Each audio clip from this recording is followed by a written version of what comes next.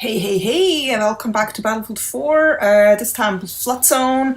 I don't really like this map. I don't like the many levels, and I don't like when it's flooded because you fall in the water and it's hard to get out and stuff like that. Maybe it's just me, but I don't really like this map. So I just decided to play it anyway. I was almost getting out, but then I came in the middle of the match, and I was thinking, I usually like to come in the middle of a game, and when my team is not doing well, try to see if I can make a difference. It's always fun. So in this time, as you can see, my team is not doing that good. I'm not saying they're doing bad, but they have only one flag. The other team is harshly taking the other flags. And we have to do something here to turn this around. What I wanted to talk about while we're watching this is the second Assault DLC just got a trailer. Not sure if you saw it. Not sure if I'm excited about it because I've played those 4 maps that they're including for 2 years over and over and over, and I'm kind of a little bit tired of them. So the 4 maps are gonna be Operation Metro, Caspian Border, Gulf of Oman, and Operation Firestorm. And we already knew that for a while now that those maps are going to be included. But what I also knew is that they're going to make them a little, they're going to update them a little bit and make them a little prettier or different. What is new though that we know now is that they have Levolution going on in those maps, of course. For example, the Operation Metro will be flooded or can be flooded. I'm not sure if it's going to be flooded at all times. The Caspian border is going to have a huge wall, which I feel it looks kind of weird. It looks kind of like the Chinese wall. It seems like way too big. And Caspian border was definitely much prettier without the wall, but that's my opinion. I don't know what you think about it.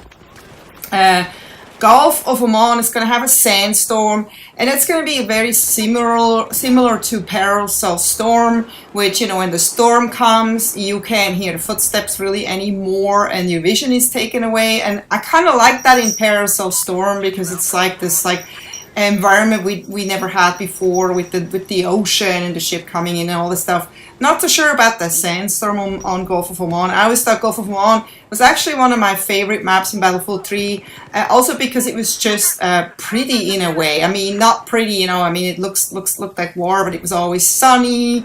You know what I mean? It was nice colors, and now with the sandstorm, it's I don't know how it's gonna feel and look. We'll see.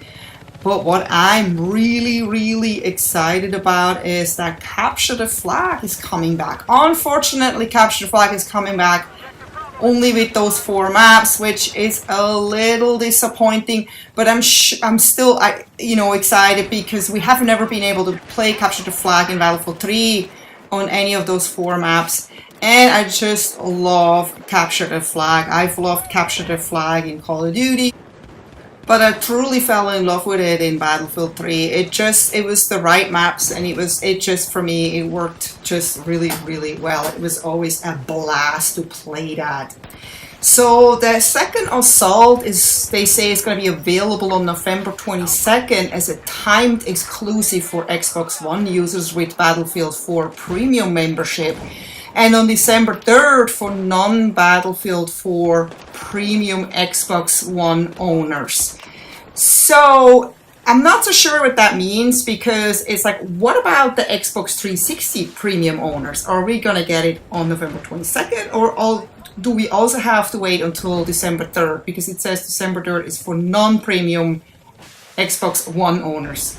They don't even mention the Xbox 360 owners. I guess we just have to wait and see.